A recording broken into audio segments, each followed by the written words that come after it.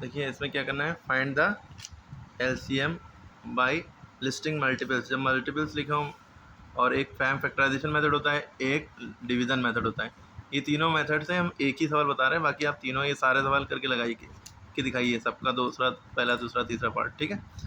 तो देखिए जब लिस्टिंग मल्टीपल्स कहेंगे तो जो भी नंबर दिए, जैसे 12 और 16 का मल्टीपल लिस्ट करके करना है तो 12 का टेबल आपने लिख दिया, ठीक है। फिर 16 का कहा है तो 16 का टेबल लिख दिया। अब देखो जो सबसे छोटा कॉमन नंबर है जो दोनों में है वही आंसर हो गया। जैसे 48 दोनों में है, सबसे छोटा नंबर यही कॉमन है जो दोनों में है, इसलिए 48 आंसर हो गया। ये लिस्टिंग मल्टीपल मेथड है। ऐसा LCM by prime factorisation method से क्या होता है, ये 12 और 16 का करना है तो 12 का अलग करेंगे, 16 का अलग करेंगे।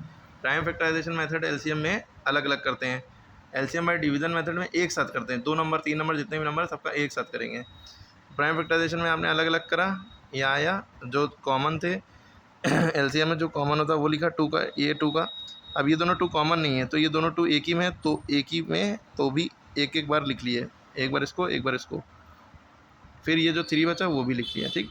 अब इन सबको मल्टीप्लाई कर दिया। अगर एचसीएफ निकाल रहे होते तो खाली ये जो कॉमन थे 2 बस 2 टू द 4 आंसर हो जाता, ठीक है। लेकिन एलसीएम निकालने हैं प्राइम फैक्टराइजेशन में से, जो कॉमन है उनको एक बार लिखेंगे, जो कॉमन नहीं है उनको भी लिख लेंगे।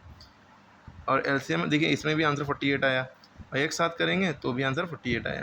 तीनों मेथड समझ में आ गए होंगे, आई होप सो। हाँ।